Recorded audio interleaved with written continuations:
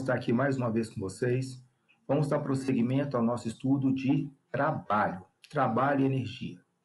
Mas, para continuar nosso estudo, vamos fazer uma rápida revisão. Qual foi o conceito de trabalho que nós vimos?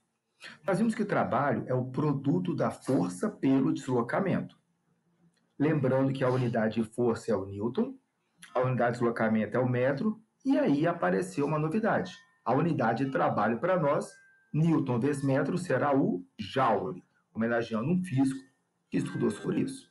Então, para nós, trabalho é força vezes deslocamento, Newton vezes metro vai dar em Joule. Muito bem, já vimos isso. Aí, nós começamos a ler trabalho. Trabalho de uma força é a força pelo deslocamento. Trabalho do peso, peso pelo deslocamento. Trabalho da força de atrito pelo deslocamento. Trabalho da tração, tração vezes deslocamento. Mas eu dei ênfase e quero repetir rapidamente o trabalho da resultante. Por que isso? Porque resultante é a soma vetorial de todas as forças. Então, o trabalho da resultante será a resultante vezes deslocamento, todas as forças. Mas eu lembrei com vocês a segunda lei de Newton. A segunda lei de Newton fala que resultante é o produto da massa pela aceleração. Substituí na nossa fórmula e ficou trabalho da resultante, m vezes a, no lugar de r, vezes ΔS. Mas nós vimos que tem uma aceleração, m vezes a. Se tem uma aceleração, é um movimento retilíneo uniformemente variado. E eu lembrei da equação de Torricelli, onde aparece o ΔS. O que eu fiz? Passei o v0 ao quadrado para o outro lado, troquei o sinal. E eu isolei o a ΔS. Por que você isolou o ΔS? Porque se você observar lá do outro lado, você vai ver que eu vou substituir aqui, aplicando o trabalho da resultante, mv ao quadrado menos v0 ao quadrado sobre 2. Apliquei da matemática a propriedade distributiva, ficando o trabalho resultante, mv ao quadrado sobre 2, menos mv0 ao quadrado sobre 2. Aí, chegou a hora de definir com vocês, para vocês, o que nós da física chamamos de energia cinética, energia do movimento. É uma energia que aparece toda vez que um objeto de massa m estará a uma certa velocidade v. E nós pegamos essa última linha, repetimos aqui, e eu perguntei, esse v é a velocidade final, esse v0 é a velocidade inicial. Como foi definido para vocês que mv ao quadrado sobre 2 é energia cinética, vou concluir que será a energia cinética final menos a energia cinética inicial. Esse é o nosso teorema da energia cinética, que diz o quê? O trabalho da resultante, e presta atenção, o trabalho da resultante é a variação da energia cinética. Energia do movimento final menos energia do movimento inicial. Isso nós já vimos, só estamos lembrando. Não sei se perceberam que eu utilizei trabalho para definir energia cinética. Faremos alguma coisa muito parecida hoje para definir um novo tipo de energia. Mas espere. Por enquanto, vamos lembrar aqui. Essa tela já foi vista, mas tem uma condição importante a respeito do vetor força com o vetor deslocamento. Tem que lembrar que esses dois vetores têm que ter, eu vou repetir com ênfase, tem que ter a mesma direção. E nós vimos uma coisa. Se além da mesma direção ele tiver também o mesmo sentido, eu vou falar que esse trabalho é um trabalho motor, é um trabalho que ajuda, é um trabalho positivo. Agora, se tiver a mesma direção, porém sentidos opostos, aí é um trabalho que atrapalha, é um trabalho resistor, é um trabalho negativo, não ajuda o movimento. Então, nós vamos pegar aqui as nossas canetinhas e vamos lembrar o conceito de trabalho com vocês. Quando eu fiz isso aqui, nós falamos que as duas apontam para o mesmo lado, o trabalho era positivo. Quando eu fiz isso aqui, tem a mesma direção, porém sentidos opostos. Aí o trabalho é resistivo, é um trabalho negativo. Mais, menos. Ora, pensa comigo, se aqui é mais e aqui é menos, você concorda que aqui é a metade do caminho? Se aqui é mais e aqui é menos, aqui é o zero. Porque não é o zero que vai dividir o mais do menos? Então, toda vez que a força e o deslocamento formar entre si um ângulo de 90 graus, Eu vou falar que o trabalho será nulo, o trabalho será zero. Guarde então, quando a força e o deslocamento formar entre si 90 graus, for perpendicular, o trabalho será zero. Alguns exemplos para vocês. Essa menina está carregando a bolsa. A bolsa tem um peso. O peso é vertical e para baixo. E ela está deslocando horizontal e para a direita. Então, o trabalho do peso, neste caso, vale zero. O trabalho que ela faz para sustentar essa bolsa na vertical. Ela faz uma força vertical e para cima e o deslocamento da bolsa continua horizontal e para a direita. Esse trabalho também será igual a zero. Olha essa bola. Duas forças agindo sobre ela. O peso é normal. Eu vou garantir para você que o trabalho do peso e o trabalho da normal é igual a zero. Me explica por quê, professor? Fácil. É só você olhar para o peso e para a normal, comparar com o deslocamento e vai ver que forma um ângulo de 90 graus. E se forma um ângulo de 90 graus, o trabalho sempre será zero. O que divide o mais do menos é o zero. Perfeito? Muito bem. E se a força for inclinada? Alguém perguntou para mim e eu achei bem interessante. Aqui é mais, aqui é menos, aqui é zero. E aqui? Ah, professor, está entre o zero e o mais. Tudo bem. Mas entre o zero e o mais é mais também. E quando a força for inclinada, eu vou brincar com vocês e eu espero que você lembre que eu vou falar que essa força é um problema. Qual é o problema dessa força? Ela está inclinada, ela está fora do eixo. E você já aprendeu a resolver isso desde o nono ano. Você vai fazer uma decomposição. Você vai projetar essa força na horizontal e na vertical. E é o que eu vou fazer agora. Mas, professor, você só pegou a componente horizontal. Cadê a componente vertical? Eu nem coloquei. Por que não? Porque se você olhar para o deslocamento é horizontal. Então, um deslocamento horizontal com uma força na vertical, ângulo de 90 graus. E para efeito de cálculo de trabalho, será nulo. Essa componente vertical com deslocamento horizontal não trabalha. Então, eu vou me preocupar, eu vou me ater apenas em calcular o Fx.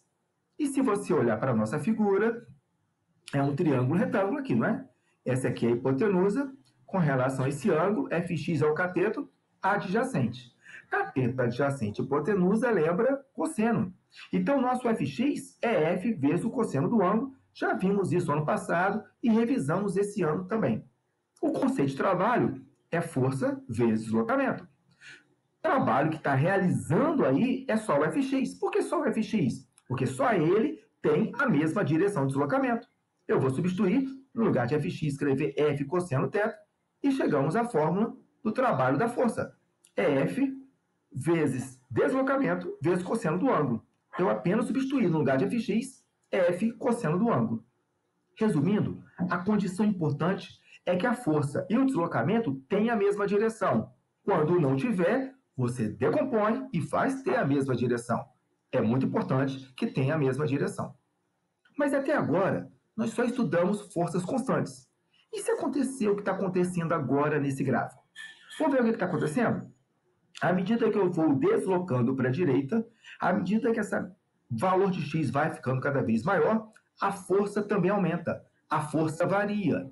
E quando a força é variável, tem que tomar cuidado, porque eu não posso mais aplicar as fórmulas, porque todas elas estavam prevendo uma força constante. E aí, não tem jeito. A única maneira de calcular o trabalho de uma força variável é através da área abaixo do gráfico força-deslocamento. Esse gráfico FD, se você calcular essa área do gráfico, você vai ter numericamente o trabalho. Tá vendo? É um trapézio. Calculando a área desse trapézio, ela vai ser aproximadamente, numericamente, igual ao trabalho dessa força. Perceba você que a força está aumentando à medida que a distância também aumenta, varia. Então, essa força não é constante, é uma força variável. Muito bem. E chegou a hora de aplicarmos o conceito do trabalho de peso. Ah, professor, nós já vimos na aula passada, eu lembro. Então fala para mim, como é que calcula o trabalho do peso? Bem, o trabalho de uma força é força vezes deslocamento. O trabalho do peso é peso vezes deslocamento. Mas observe um detalhe importante. O peso sempre é vertical e para baixo. Se o peso sempre é vertical para baixo, não depende da trajetória que o objeto irá percorrer. Você sempre vai pegar a medida vertical e para baixo também, para que assim os dois, a força e o deslocamento, tenham obrigatoriamente a mesma direção. Então, o trabalho do peso será a força-peso vezes o deslocamento na vertical. Mas o que é o deslocamento na vertical? É a altura. Por isso, substituindo, o trabalho do peso é mgh. Como assim? Bem, vamos pegar um exemplo mais clássico. Aqui está o peso, ninguém tem dúvida que ele é vertical e para baixo. Só que agora o deslocamento é inclinado, tá vendo? É deslocamento, essa medida D aqui. A minha pergunta é, para calcular o trabalho do peso, eu vou usar todo esse deslocamento preto? Não. De todo esse deslocamento preto, eu só vou pegar a parcela H, a altura. Por quê? Porque só o H que tem a mesma direção do peso. Você está vendo que a distância está inclinada? Então, eu tenho que olhar para o peso vertical e olhar para o H na vertical. Ah, mas como é que eu calculo isso? Bem, trabalho do peso não é peso vezes deslocamento vezes o cosseno do ângulo?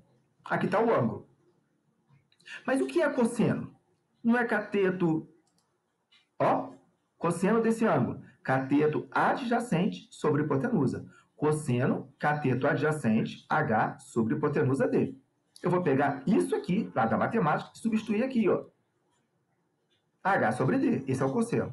Eu vou cortar esse D com esse D, chegando à conclusão que o trabalho do peso é peso vezes altura, que nós já tínhamos visto antes. Por quê? Porque o peso e a altura têm a mesma direção. Lembrando você que peso é massa vezes gravidade, e essa fórmula será muito importante no futuro. Por quê? Porque agora chegou a hora de eu definir energia potencial gravitacional. Eu peguei 3 maçãs, a maçã A, B e C. Todas as 3 maçãs suponham que têm a mesma massa, o mesmo tamanho. A pergunta é, qual dessas 3, A, B ou C, vai fazer maior estrago, vai causar maior dano se você estiver dormindo aqui embaixo? Sem dúvida nenhuma, todos responderão a C. Por quê? Porque ela está a uma maior altura. Então, concluímos assim que a energia potencial está diretamente proporcional à altura. Quanto maior a altura, maior a energia potencial. Lembrando que eu estou supondo que têm a mesma massa. Qual é a fórmula que nós vamos utilizar para calcular energia potencial gravitacional? mgh. Professor, eu acho que eu já vi isso hoje. Sim, é o trabalho da força-peso. Viram que nós sempre estaremos associando o trabalho com energia? Então, até agora, nós já vimos 2 energias importantes. A energia cinética, mv² sobre 2, uma energia associada a movimento, a velocidade, e a energia potencial gravitacional, mgh, uma energia associada a uma determinada h, uma determinada altura. Quanto maior a massa e quanto maior a altura, maior a energia potencial gravitacional. Nós, na aula ao vivo, iremos fazer vários exercícios. E também na aula de atividade, mais ainda, aplicando o conceito de energia cinética do movimento e energia potencial gravitacional da altura junto com o trabalho. Este é o nosso primeiro exercício, mas eu vou deixar para a nossa aula ao vivo. Não perca! Até lá, pessoal!